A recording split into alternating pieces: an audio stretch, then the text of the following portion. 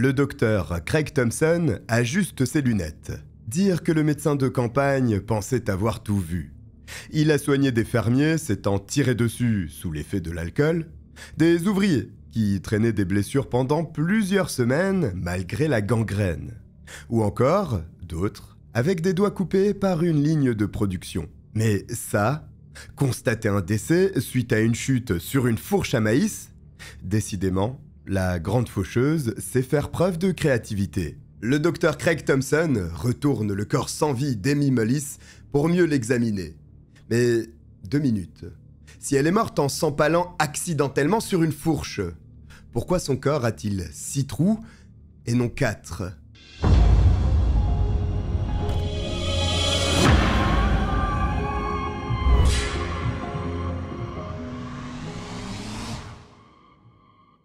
Le 10 novembre 2018, Amy Mullis rend son dernier souffle à l'hôpital régional Manchester. Et malgré son nom identique à celui de la ville britannique, cette formation hospitalière n'est pas située au Royaume-Uni, mais aux États-Unis, dans le comté du Delaware, dans l'État de l'Iowa. Oui, je sais, c'est bizarre. Mais voilà, aux États-Unis, il y a l'État du Delaware. Et il y a 6 comtés qui s'appellent aussi Delaware, mais qui ne sont pas dans l'État du Delaware. Bref, un sac de nœuds comme les adorent les Américains. Pour en revenir à Amy, rien ne lui prédisait une telle fin. À 38 ans, la belle brune a tout pour elle. Mariée depuis 14 ans à Todd Mullis, Amy passe le plus clair de ses journées avec ses 3 garçons. Tristan, Tyler et Watt sont la prunelle de ses yeux. Les seuls moments où elle n'est pas à leur côté, c'est quand elle passe du bon temps avec des amis ou travaille dans la ferme familiale. Car oui, comme presque tout le monde dans le comté du Delaware, en Iowa, je rappelle, Amy vit du travail de la terre. Là-bas, l'agriculture est reine et tout le monde se salit les mains. Son époux et elle possèdent une exploitation de plusieurs hectares sur laquelle ils élèvent des porcs. Malgré les nombreuses machines qui apportent un soutien supplémentaire indéniable, le travail est dur et il faut fréquemment se lever aux aurores. Mais ça, pour Amy, ça va encore. Le plus difficile à supporter, c'est l'ennui. Toute la famille Mullis vit dans une petite ville appelée Irville. Et quand je dis petite ville, je pèse mes mots. En 2020, Irville ne comptait que 716 habitants. 716, c'est très peu, surtout à l'échelle des États-Unis. Vraiment, c'est le cliché de la petite ville agricole où tout le monde connaît tout le monde. L'avantage, c'est que la criminalité y est extrêmement basse. Pour vous dire, le FBI n'a même pas de données sur les méfaits qui y sont commis. Il n'y a pas de bars, pas de musées, pas de centres commerciaux. Et en dehors des plantations et des animaux de ferme, il n'y a strictement rien. Irville, ce sont des fermes ainsi que des champs à perte de vue.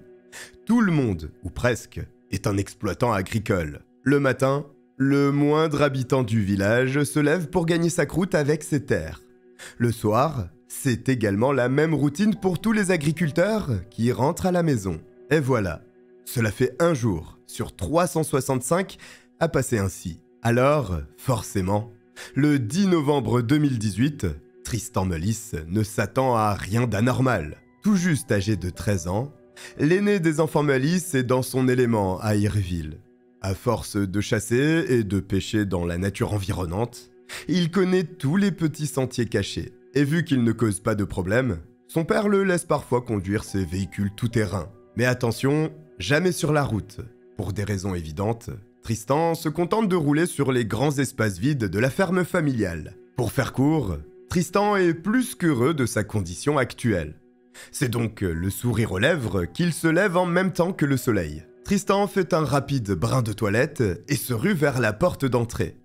En passant devant la chambre de ses parents, il aperçoit sa mère en train de pianoter sur son téléphone. Peu importe. À peine ouvre-t-il la porte que l'air frais de l'Iowa envahit ses poumons. Tristan inspire profondément. C'est pour des instants tels que celui-là qu'il adore vivre à la ferme et dans ce coin tranquille des États-Unis. Très vite, Todd Mullis le rejoint. Père et fils s'en vont examiner des porcs ayant dormi hors de l'enclos après avoir réussi à s'échapper. Heureusement, il y a plus de peur que de mal. Rassurés, Tristan et son père reviennent à la maison familiale. Alors qu'ils s'approchent, Tristan reconnaît l'odeur des pancakes chauds que sa mère prépare habituellement. Sûrement qu'Amy vient de les retirer de la poêle. Tristan espère juste une chose, que sa mère le laisse tartiner ses pancakes de sirop d'érable. Dans la salle à manger, Tyler et Watt sont déjà assis. En même temps, cela ne surprend absolument pas Tristan. Il sait que pour réveiller ses petits frères, le plus simple est de leur faire miroiter de la nourriture. Todd et son fils rejoignent le reste de la famille. Le petit déjeuner est classique. Ils parlent de la ferme, de la journée à venir, et les enfants se chamaillent. Une scène de vie on ne peut plus commune. À peine Tristan a-t-il avalé sa dernière bouchée que son père lui tapote l'épaule. L'adolescent se tourne vers son modèle. Todd n'a pas besoin de dire un mot. Tristan sait qu'il est temps de partir travailler. Aujourd'hui, ils reçoivent une livraison de porcins et doivent donc aménager la porcherie. Une fois de plus, Tristan et Todd quittent la maison familiale. Cette fois, ils se dirigent vers le nord, en direction de l'une des 2 porcheries de leur résidence. Et on ne parle pas d'un petit enclos, non. La porcherie fait la taille d'un stade de football. Nous sommes aux États-Unis quand même, hein, je vous le rappelle. À l'intérieur, des centaines de bêtes grognent. Serrés les uns contre les autres, les porcs fixent d'un mauvais œil les 2 intrus. Alors que Tristan et son père font le tour de l'enclos, à 10h12, Amy Mullis envoie un email à Jerry Frazier. « Tu sais ce que je fais aujourd'hui ? Je nettoie les putains d'ampoules de la grange. » Le courrier qu'elle envoie au gestionnaire de l'exploitation agricole des Mullis ne laisse pas de place au doute. Amy déteste vraiment la vie à la ferme. Mais bon, les factures ne vont pas se payer seules. Avant de se diriger vers la porcherie, Amy donne rapidement quelques instructions à ses 2 plus jeunes enfants. Désormais, Tyler et Watt sont seuls à la maison. S'ils ont besoin de quelque chose, qu'ils viennent retrouver leur mère à l'enclos. Moins de 3 minutes après, Tristan voit sa mère entrer dans l'enclos. Très vite, les tâches sont réparties. Tristan installe les distributeurs automatiques de nourriture. Todd se charge de fixer les distributeurs automatiques d'eau. Et Amy a une tâche particulière. Elle doit nettoyer les ampoules des luminaires. Tout le monde se met au travail. En fermier endurci, Tristan passe rapidement d'un enclos à un autre. Mais au moment où il se relève pour admirer son œuvre, quelque chose le trouble. Sa mère semble être en mauvaise posture. Afin d'atteindre les ampoules, Amy se sert d'un seau en fer de 18 litres. Elle le pose à l'envers, juste en dessous du luminaire, monte dessus, nettoie l'ampoule avec un chiffon et redescend. C'est une tâche qu'elle a l'habitude de remplir. Mais aujourd'hui, quelque chose cloche manifestement. Perchée sur son seau en fer, Amy tremblote. Un peu comme si elle avait froid. Logiquement, elle n'arrive plus à garder l'équilibre. Et pour éviter de tomber, elle s'accroche désespérément au plafonnier. Inquiet d'assister à ce genre de scène inhabituelle, Tristan demande à sa mère si elle va bien. Cela attire immédiatement l'attention de Todd. Amy se reprend et les rassure. Selon elle, c'est juste l'effet de la fatigue. Simplement, Tristan et Todd ne la croient pas. 4 jours plus tôt, Amy a subi une opération médicale sévère. Le médecin lui a interdit de soulever des charges pesant plus de 4 kilos. Et techniquement, elle est censée se reposer. C'est d'ailleurs pour cette raison que le nettoyage des ampoules lui a été assigné. L'effort physique est limité. Tristan, lui, n'est pas du tout rassuré. Quand sa mère remonte sur son seau en fer, il l'épie du coin de l'œil. Malheureusement, ses craintes se confirment. Après quelques minutes, Amy redevient fébrile. Tristan n'hésite pas et vole au secours de sa mère. Pour Todd, c'en est trop. Il suggère à Amy de rentrer se reposer. Elle a été d'une grande aide, mais Tristan et lui peuvent finir le travail. Même s'il n'est pas contre un coup de main, hors de question que sa femme mette sa vie en danger. Et puis, les ampoules, franchement, ça peut attendre. Cependant, il y a bien une toute dernière chose, hyper facile, qu'elle pourrait faire. Pour éviter que leur chaton ne se blesse en jouant sur les machines agricoles, Todd veut les mettre dans une cage de transport. D'accord, ça ne va pas leur plaire, mais au moins, ils seront en sécurité et vivront vieux. Le souci, c'est que Todd a laissé cette cage dans le cabanon en bois rouge qui se trouve en face de leur maison. Ce serait vraiment super si avant d'aller se reposer, Amy pouvait la récupérer et la déposer sur le pas de la porte. Comme ça, son mari n'aura plus qu'à y mettre les chatons. Amy accepte. Elle peut bien faire ce petit détour. Tristan regarde alors sa mère s'éloigner en direction de leur maison. À peine a-t-elle fermé la porte que le père et le fils se remettent au travail. Il faut un peu plus d'1h30 à Tristan et à Todd pour en finir avec la préparation de la porcherie. Quand il met le pied dehors, Tristan embrasse le silence. Malgré le casque anti-bruit qu'il porte, les cris des porcs commençaient à lui taper sur les nerfs. Seulement, la journée est loin d'être finie. À vrai dire, elle ne fait que commencer. Maintenant, ils doivent se charger de la paperasse. Et pour ça, direction l'un des bureaux situés à l'entrée de l'exploitation agricole. Efficace comme pas deux, Todd se met immédiatement au travail. Mais alors qu'il vient de remplir un énième formulaire, l'agriculteur est frappé par un détail.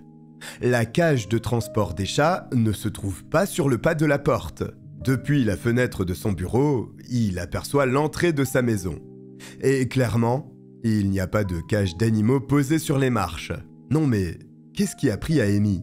A-t-elle oublié instantanément ou s'est-elle sentie mal au point de se rendre directement à la maison ? Todd se tourne vers Tristan. Dans les yeux de son père, l'adolescent devine la frustration et l'agacement. Todd lui ordonne d'aller chercher sa mère dans le cabanon rouge. Tristan s'exécute, en traînant le pas. Il n'est pas d'un naturel fainéant, loin de là. Mais à cet instant, il ne dirait pas non à une pause, ou à défaut, un encas. Peut-être même qu'il pourrait demander à sa mère si elle ne pourrait pas lui glisser un petit casse-croûte à grignoter en douce. Tristan passe sa main dans l'ouverture du cabanon rouge. Et c'est là qu'il se rappelle. La porte ne s'ouvre pas. Le seul moyen d'entrer, c'est de se faufiler dans l'ouverture étroite qui est comme figée par le temps. C'est peut-être pour cette raison d'ailleurs que sa mère n'a pas amené la cage. Elle n'était pas en forme pour se glisser là-dedans. Peu importe. Tristan se faufile à l'intérieur. Rapidement, il balaie la pièce du regard. Personne. Mais alors qu'il vérifie les lieux une seconde fois, quelque chose le pousse à baisser les yeux. C'est là qu'il aperçoit sa mère. Face contre terre, Amy Mullis gît dans une mare de sang. Tristan comprend très vite pourquoi. Les 4 pics d'une fourche transpercent son dos. Sa mère est empalée sur une fourche. Sans s'en rendre compte, Tristan pousse un hurlement puissant qui retentit dans toute l'exploitation familiale. Instinctivement, il s'agenouille à côté de sa mère. Tristan l'appelle plusieurs fois, mais elle ne réagit pas. Il cherche alors un pouls, et heureusement, il en trouve un. Sa mère est encore en vie. Il est possible de la sauver, il faut juste être rapide. Pile à ce moment, Todd entre dans le cabanon. Quand il réalise ce qu'il se passe, il réagit avec vitesse. Il ordonne à Tristan d'aller chercher leur 4x4. Pendant ce temps, lui, se chargera de faire sortir Amy. Tristan ne se le fait pas dire 2 fois. L'adolescent court jusqu'à la maison. Il récupère les clés du 4x4 et fonce vers le garage. Quand il le croise, ses 2 petits frères lui demandent ce qu'il se passe. Mais Tristan n'a pas le temps de leur expliquer quoi que ce soit. Il démarre le véhicule et le gare pile en face du cabanon rouge. Son père l'attend juste devant la construction en bois. Pour faire sortir sa femme, il a dû retirer la fourche plantée dans son buste. Autrement, il était impossible de manipuler son corps. Mais après avoir fait ceci, le temps presse. Amy saigne abondamment. Les minutes sont comptées. Tristan s'installe sur le siège arrière et tient sa mère sur ses genoux. Todd prend le volant et démarre en trombe. Il bifurque sur l'autoroute en direction d'Oneida, une autre ville du coin. Paniqué, Todd décide de composer le 911. Mais au son de sa voix, l'opérateur réalise qu'il n'est pas en état de conduire. Alors, il l'invite à se garer sur le bas-côté et à attendre les secours. Todd obéit. C'est finalement plus sage que de risquer de tuer son fils en étant inattentif sur le chemin de l'hôpital. Quelques minutes après, l'officier Luke Thompson arrive sur les lieux. Impossible pour le policier de douter s'il est au bon endroit ou non. Sur le bas-côté de la route, un adolescent portant un manteau couvert de sang lui fait de grands signes. Juste à côté, se trouve un 4x4 dans lequel il aperçoit la silhouette d'un homme adulte. L'agent de police inspire profondément. Il doit rester calme, même si ce n'est pas évident avec autant de personnes agitées à devoir gérer. Tristan le rassure. Lui et son père vont bien.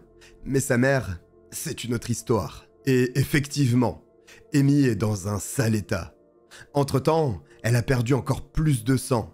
Mais en vraie battante, elle s'accroche à la vie. L'officier Thompson ne perd pas une seconde. Il pose Amy à même le sol et effectue des compressions cardiaques pour stopper l'hémorragie. Pendant qu'il attend l'ambulance, il interroge Todd. Comment est-ce que sa femme a pu finir dans un tel état? Todd lui répond qu'il ne sait pas. Et il n'a pas cherché à comprendre, à vrai dire. Il a vu Amy en danger de mort et il l'a mise dans la voiture. Cependant, avec un peu de recul, il pense que sa femme a pu avoir un malaise et s'empaler accidentellement sur la fourche. Mais ce n'est qu'une hypothèse basée sur les événements de la matinée. L'officier Thompson n'a pas le temps de creuser plus en profondeur que les sirènes de l'ambulance se font entendre. Moins d'une heure après, Tristan fond en larmes. Sa mère vient juste de mourir. Mais que s'est-il passé dans cette petite cabane? Visiblement des choses très curieuses.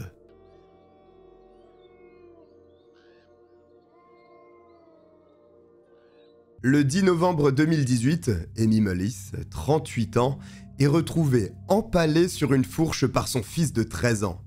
Les 716 habitants d'Irville sont dévastés. Mais alors que le corps d'Amy est encore chaud, la police s'interroge. Des années après, l'un des policiers du comté se rappelle encore du cabanon rouge des Mullis, comme si c'était hier. Le comté du Delaware n'est pas une terre de criminels endurcis. Entre 2008 et 2018, la localité n'a enregistré que 4 homicides. Et rien de cauchemardesque à la Jeffrey Dahmer ou autre Ed Kemper. Mais surtout, rien qui n'implique l'utilisation d'une fourche. Lorsqu'il débarque chez les Mullis, l'officier de police ne sait absolument pas à quoi s'attendre. Entre deux sanglots, Tristan lui raconte ce qu'il s'est passé. Les malaises de sa mère dans la porcherie, le fait qu'elle devait prendre une cage de transport pour les chatons dans le cabanon rouge, et puis la découverte. Elle, transpercée sur une fourche. L'agent pousse l'investigation en interrogeant les 2 autres enfants. Ils disent qu'après que leur mère soit partie à la porcherie, suite au petit déjeuner, ils ne l'ont plus revue. Et non, il n'y avait personne à la ferme. Juste Todd, Amy, Tristan et eux-mêmes. Todd, comme Tristan, affirme n'avoir rien vu. Au moment des faits, ils étaient tous les deux en train de travailler et ne se sont jamais quittés. Le seul endroit où l'officier de police pourrait éventuellement dénicher des indices sur la fin d'Amy Mullis, c'est dans ce fameux cabanon.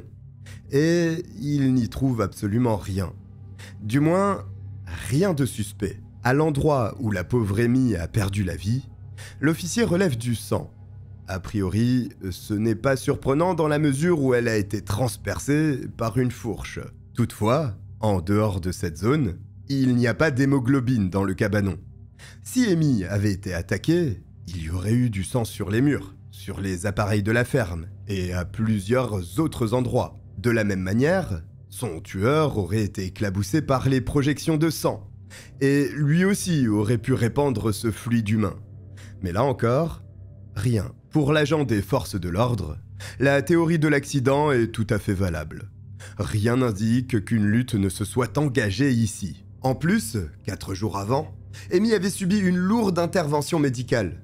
En pleine convalescence, elle s'est forcée pour travailler, ce qui a provoqué des malaises dont un juste avant sa mort alors qu'elle était perchée sur un seau. L'hypothèse la plus logique et la plus simple est que, malheureusement, alors qu'elle est dans le cabanon, elle perd l'équilibre.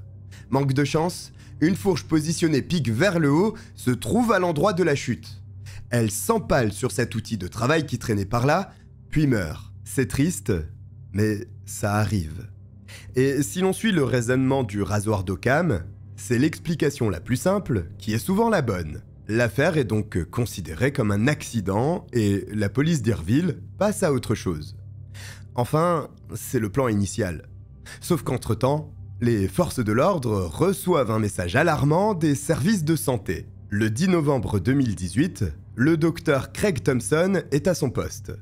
Médecin-chef des urgences, il sait que chaque patient qui pousse ses portes est à 2 doigts de la mort. D'habitude, il traite des seniors, des malades chroniques, des accidents de la route.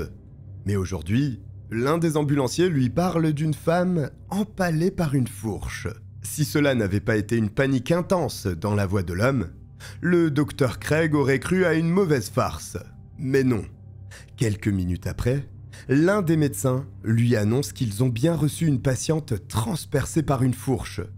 Et malheureusement, ils n'ont rien pu faire. Tandis qu'il relit la déclaration de décès, le docteur Craig Thompson a un choc. Ce nom, il le connaît. Il y a encore 5 ans, Amy Mullis travaillait comme infirmière dans son service. Il n'était pas spécialement proche d'elle, mais c'est étrange de voir le nom d'une collègue sur un certificat de décès. Mais bon, pas le temps de se laisser attendrir. Comme pour lui rendre un dernier hommage, le docteur réalise lui-même l'autopsie d'Amy Mullis. Enfin, comme dernier hommage, mais aussi pour bien comprendre ce qui a conduit à son décès. Ce n'est pas tous les jours qu'un patient se fait transpercer de cette manière. Et pourtant, il en a vu des patients en mauvais état. Après son examen, le médecin est formel. Il n'y a pas de doute possible. Elle est bien morte d'une hémorragie causée par les pics d'une fourche. Cependant, un point intrigue le médecin. Il n'est pas très manuel, il le concède. Mais il a quand même quelques bases en jardinage. Et il est à peu près certain qu'une fourche traditionnelle possède 4 pics. Alors pourquoi y a-t-il 6 trous dans le torse d'Amy? Là, le médecin bloque. Immédiatement, il contacte le docteur Kelly Cruz, un médecin légiste travaillant pour l'État. Dans l'esprit du docteur, un point le tracasse. Il semblerait que ce soit plus qu'un simple accident. Et cette idée n'est pas farfelue. Le docteur Cruz pense exactement la même chose. Cela fait 2 experts en médecine et dans l'anatomie humaine qui se rejoignent sur ce point. Cela ne peut pas être une coïncidence. En examinant le corps d'Amy, la médecin légiste remarque qu'elle a une coupure au niveau de la lèvre supérieure. Plus intéressant, ses poignets et ses genoux présentent des marques de compression. Ces traces de compression peuvent avoir plusieurs origines. Mais dans ce cas, en prenant en compte les endroits ainsi que leur forme, cela laisse suggérer qu'Amy a été attachée avec des liens. Mais le plus fascinant, ce sont les trous faits par la fourche et ayant causé l'hémorragie. Non seulement ils sont 6 au lieu de 4, d'accord, c'est étrange, mais en plus, leur position n'est pas cohérente. Il n'y a pas une ligne de points, mais 2. Pour le docteur Kelly Cruz, cela signifie une chose.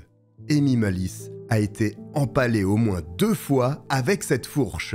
Personne ne tombe sur une fourche, la retire et retombe dessus presque au même endroit.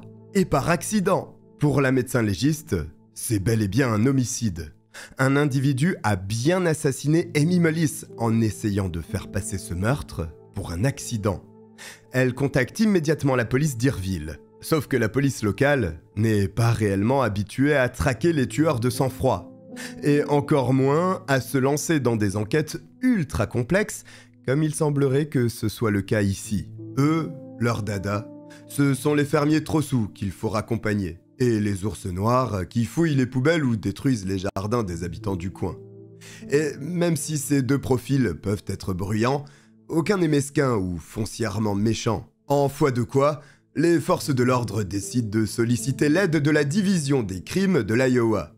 Les ours, ça passe encore, mais les tueurs vicieux, ça dépasse de loin leurs compétences. Quelques jours plus tard, un agent spécial débarque à Irville. Et pour lui, il faut commencer par le suspect habituel dans ce genre de cas, le mari. Le 16 novembre 2018, Todd Mullis est assis face à l'agent spécial. Il est temps pour lui de passer sur le grill. La chaise en fer est absolument inconfortable. Et c'est volontaire. La table métallique à côté de lui est aussi accueillante qu'une porte de prison. Et l'ampoule bon marché qui est accrochée au plafond n'aide pas à réchauffer l'atmosphère. Dans cette pièce, on vous fait comprendre que vous n'allez pas vous sentir bien. C'est peut-être ce qui pousse Todd Mullis à sentir qu'il est sur la sellette. L'agent ne perd pas de temps. Il se présente rapidement et entre dans le vif du sujet. Dites-moi, Todd, comment était votre relation avec Amy? Todd replonge alors dans le passé. La première fois qu'il croise Amy, c'est en 2003, à la foire du comté de Delaware. Dans la foulée, la jeune femme vient s'installer chez lui, à Irville. 1 an plus tard, ils se disent oui devant leur famille et leurs amis. Très vite, ils accueillent leurs 3 fils, Tristan, Tyler et Watt. Le travail à la ferme est parfois difficile, mais tout va bien. Surtout qu'en 2013, Amy quitte son poste d'infirmière pour se consacrer elle aussi à l'exploitation. La petite tribu devient inséparable. Et à vrai dire, le lien entre Todd et Amy devient de plus en plus fort au gré du temps qui s'écoule. L'agent spécial écoute Todd raconter son histoire personnelle, en silence. Puis, après plusieurs minutes, il le coupe net. Todd ment. Et il le sait très bien. Il piste les menteurs depuis des dizaines d'années. On ne raconte pas des bobards aussi facilement à une personne aussi expérimentée. Son mariage était loin d'être parfait. À vrai dire, il était même sur le point de finir en divorce. Plusieurs jours avant de convoquer Todd, l'agent a effectué un travail de fourmi. Il a contacté absolument tous les proches d'Amy. Alors, il sait qu'il y avait de l'eau dans le gaz chez les Mullis. Tout commence en 2015. Sur son lieu de travail, Amy tombe sous le charme d'un collègue dont l'histoire a oublié le nom. Elle lui fait de l'œil, il lui rend ses compliments. Les deux entretiennent une liaison extra-conjugale. Sauf qu'Irville est une toute petite ville. Souvenez-vous, je l'ai dit, le genre de ville où tout le monde se connaît. Forcément, quelqu'un finit par souffler à Todd que sa femme étudie de trop près l'anatomie d'un autre homme. Au début, Todd n'y croit pas. Il ne se passe pas grand-chose à Irville, et les gens ont facilement tendance à balancer des ragots pour briser l'ennui. Sauf que, très vite, les preuves s'accumulent. D'abord, Amy est distante. Ensuite, elle rentre plus tard que d'habitude. Et enfin, elle est en permanence rivée sur son téléphone. Ses attitudes sont suspectes. Finalement, Todd confronte sa femme. Acculée, Amy finit par avouer. Oui, elle le trompe avec un autre homme. Mais non, elle ne veut pas le quitter. C'est juste qu'en 10 ans de mariage, leur relation n'est plus aussi palpitante. Elle a eu soif d'aventure et a commis une erreur. Quand il apprend la vérité, Todd est brisé. Amy, c'est l'amour de sa vie. Il n'aurait jamais pensé qu'elle pourrait lui faire ça. Malgré tout, il veut continuer d'avancer à ses côtés. Afin de sortir la tête de l'eau, Amy et Todd décident de suivre une thérapie de couple. Cependant, rien n'y fait. Todd n'a toujours pas confiance en Amy. Et cette confiance ne reviendra peut-être jamais. Alors, il impose de nouvelles règles. Puisque c'est au travail qu'elle a rencontré son amant, Amy doit démissionner de son poste et venir travailler à la ferme. En parallèle, elle ne doit plus parler à certaines de ses amies, qu'il juge de mauvaise moralité et qui pourraient souffler de mauvais conseils à l'oreille de son épouse. Comme si cela ne suffisait pas, Todd limite le temps qu'Amy a le droit de passer hors de la maison et les activités qu'elle peut réaliser. Vraiment, ce sont des conditions dignes du bagne. Mais après tout, elle est en tort. Alors Amy accepte. Sauf que très vite, elle réalise qu'il s'agit là d'une vraie cage dorée. Et encore, pas si dorée que cela. Au départ, Amy pense que ce n'est qu'une mauvaise phase. Elle a trompé son mari et il est donc normal qu'elle regagne sa confiance, même si cela passe par des conditions de vie un peu plus rudes. Mais après 5 ans, la situation ne s'est pas arrangée. Loin de là. Todd devient même de plus en plus contrôlant. Et, parce qu'il ne perd pas une miette de ce que fait Amy, l'espionnant littéralement, Todd recommence à avoir des soupçons. En 2018, l'homme reçoit une facture de téléphone. Jusque-là, rien d'inhabituel. En revanche, le montant est tout bonnement scandaleux. Au début, l'agriculteur se dit que la compagnie a fait une erreur. Toutefois, au moment où il s'apprête à composer le numéro de son fournisseur, il s'arrête net. Le problème ne vient pas de la compagnie. S'il paie autant, c'est parce que sa femme passe ses journées au téléphone avec Jerry Frazier, le gestionnaire de ses fermes. Dans le fond, qu'elle lui parle n'est pas surprenant. Amy gère la caisse et Jerry s'occupe de toute la paperasse administrative. Forcément, ils doivent communiquer pour le bien de l'entreprise. Mais à ce point, c'est étrange. Et si c'est étrange, c'est qu'il y a anguille sous roche. Curieux, Todd fouille le téléphone de sa femme. Il réalise qu'au cours des dernières semaines, Jerry et elle se sont envoyés 128 SMS. Immédiatement dans son esprit, Todd repart 5 ans en arrière. Ça recommence. Ce film catastrophe, il l'a déjà vécu. D'ailleurs, tous les signes sont là. Sa femme s'absente pendant de longues heures, elle est évasive et est plus froide avec lui. Son comportement pourrait être lié à ce que vit son épouse depuis 5 ans. Mais pas d'après Todd. qui ne doute pas une seule seconde qu'Amy le trompe. Encore une fois. Et comme la dernière fois, il confronte Amy. Amy nie tout en bloc. Elle et Jerry ne sont pas des amants. C'est juste que leurs missions respectives les obligent à beaucoup communiquer l'un avec l'autre. C'est tout. Todd insiste. Amy campe sur sa position. Alors, le mari désespéré fait quelque chose d'incroyable. Il contacte l'épouse de Jerry Frazier, car oui, son employé aussi est marié et père de plusieurs enfants. Au téléphone, Madame Frazier le rassure. Son mariage va bien. Et surtout, si Jerry l'a trompée, elle s'en serait rendue compte. Comme lorsque Todd s'en était aperçu. Cet appel suffit à rassurer l'homme. Plusieurs jours après, il présente ses excuses à sa femme et à l'épouse de son collaborateur pour son comportement déplacé. Sauf que Todd a tout faux. Ou du moins, il avait tout juste. Sous son nez, depuis mai 2018, Amy entretient bel et bien une relation adultère avec leur gestionnaire. Mais va-t-on jusqu'à empaler sa femme si elle a été infidèle, même 2 fois ? C'est une question à laquelle la police doit apporter une réponse.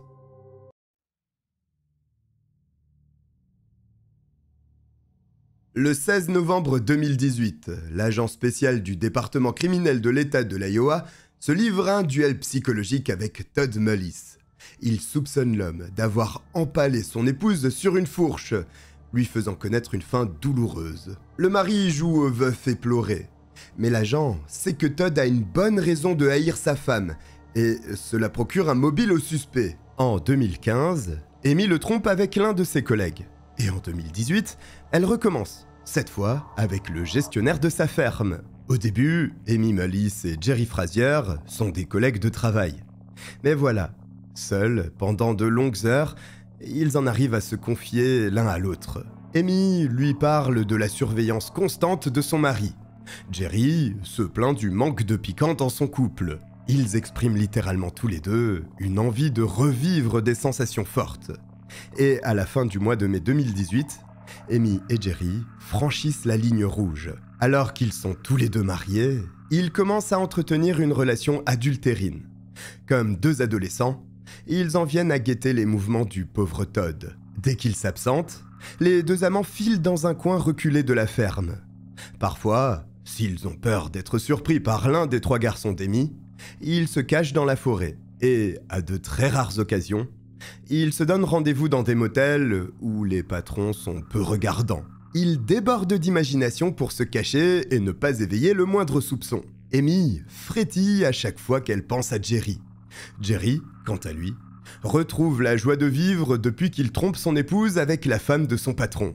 Et malgré leurs emplois du temps surchargés, Amy et Jerry se voient au moins 1 fois par semaine. Mais autant l'alchimie sexuelle est présente, autant ils ne sont pas tout à fait sur la même longueur d'onde. Lorsqu'Amy parle de Jerry à l'une de ses meilleures amies, elle se projette avec lui.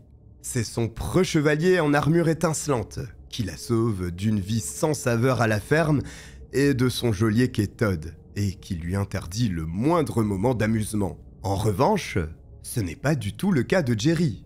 Pour lui, tout ça, c'est uniquement physique.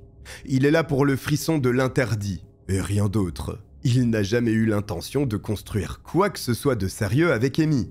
Et hors de question que sa femme la prenne, ou qu'il la quitte.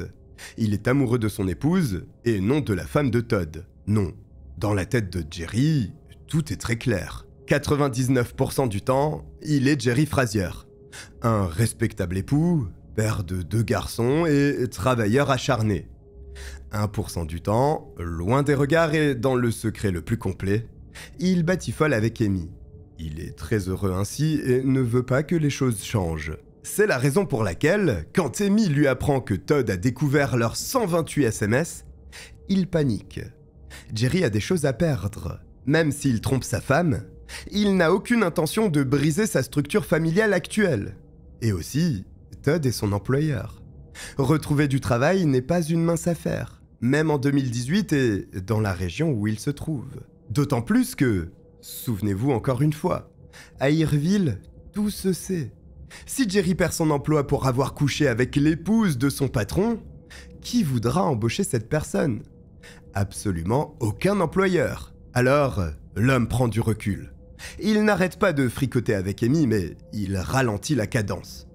Entre juin et juillet 2018, des rumeurs commencent à courir dans Irville. Des fermiers se baladant dans les bois affirment avoir vu Jerry et Amy faire des choses pas très catholiques.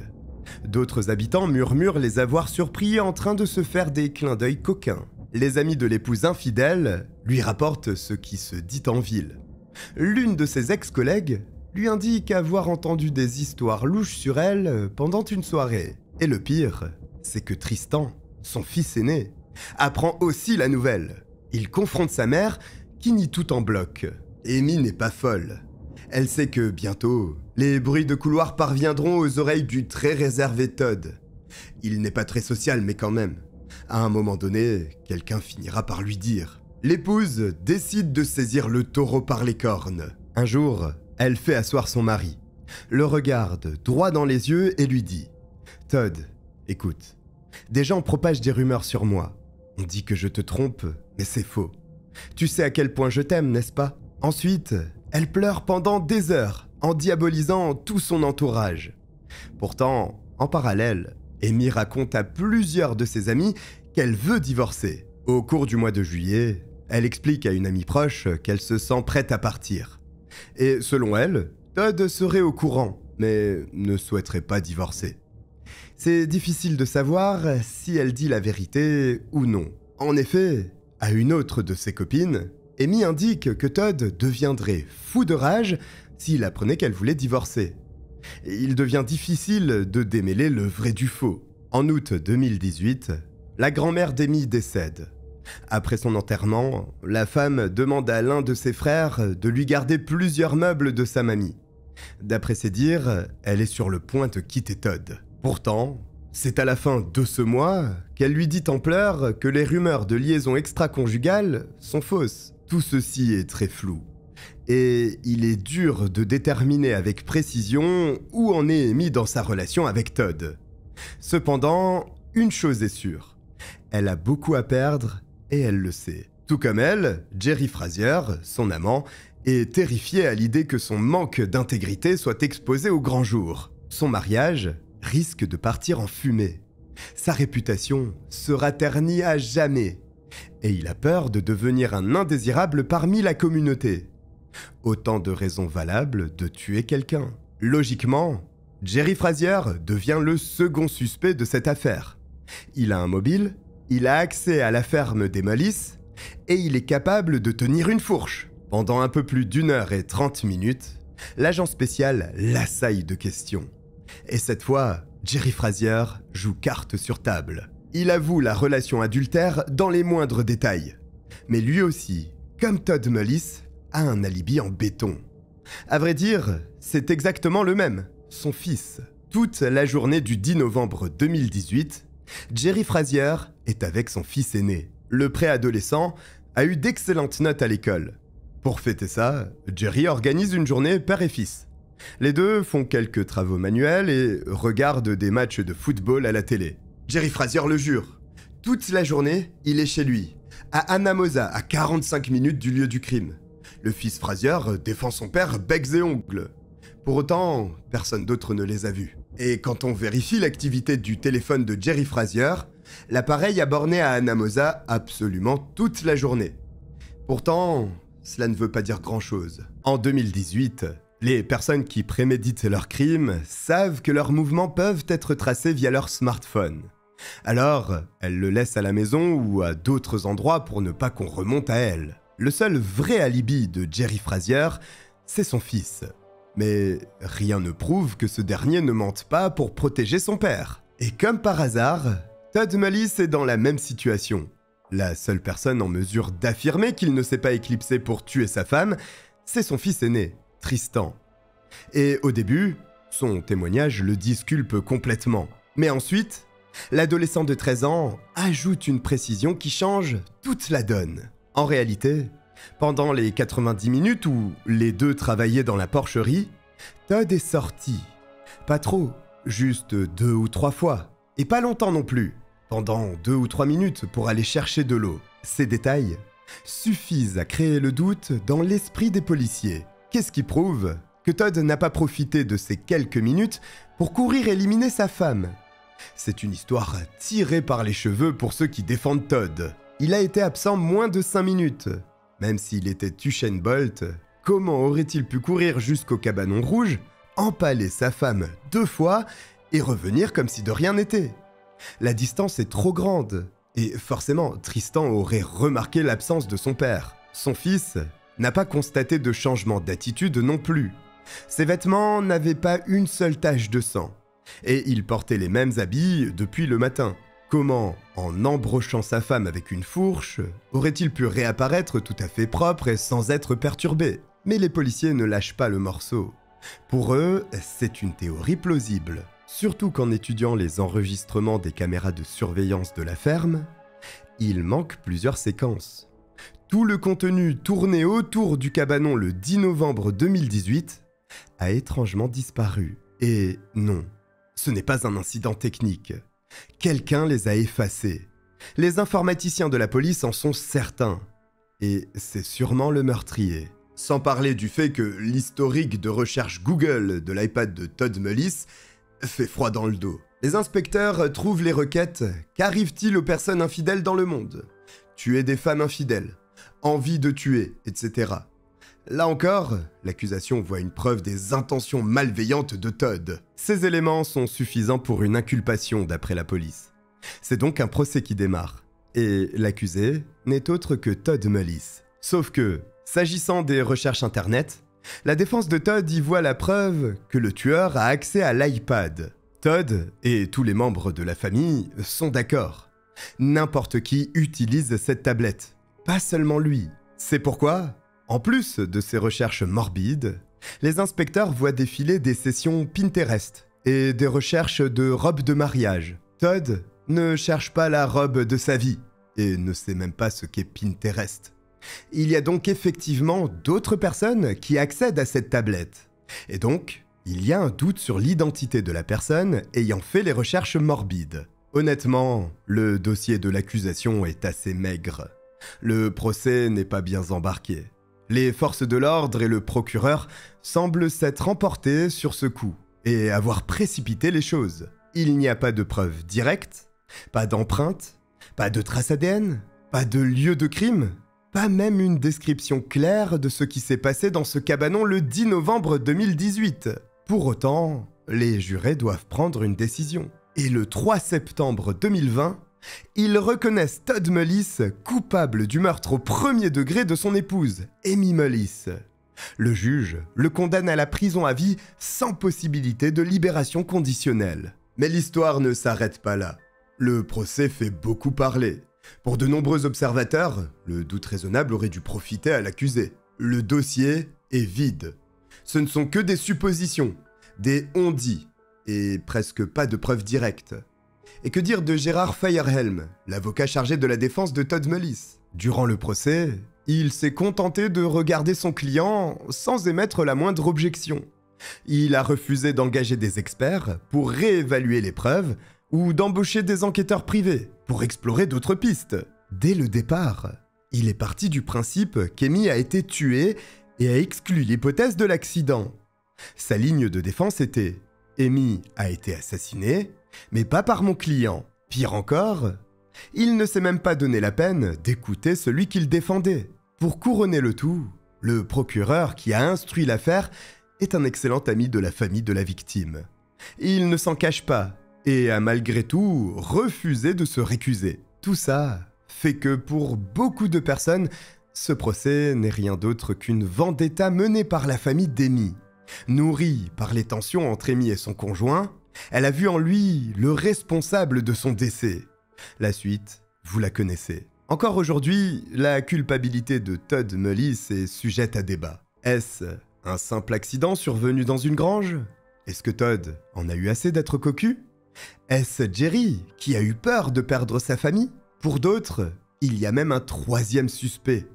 Tristan, le fils de 13 ans de la victime. Lui et son père ont toujours été très fusionnels. Il l'a vu souffrir de la première trahison. Il a vu sa famille être pointée du doigt quand Amy a de nouveau trompé son mari. Et S'il savait que c'était vrai, peut-être que, dans un accès de rage, il a tué sa mère. Peut-être que ce n'est pas le fils qui couvre le père, mais le père qui protège son fils. Seuls les murs du cabanon rouge de la ferme des Mullis savent réellement ce qu'il s'y est passé. Et il est très peu probable qu'un jour, ils finissent par parler, mais l'affaire est pourtant résolue. Todd Mullis est condamné à la prison à vie et il est officiellement le tueur de sa femme, Amy Mullis. Voici pour cette curieuse affaire. Si vous êtes arrivé jusqu'au bout, écrivez fourche en commentaire. Vous pouvez aussi me laisser votre avis sur cette histoire étrange. J'espère que vous avez apprécié mon récit. Si c'est le cas, n'hésitez pas à vous abonner. Je vous remercie de m'avoir regardé. Portez-vous très bien et nous on se retrouve très vite. Bye.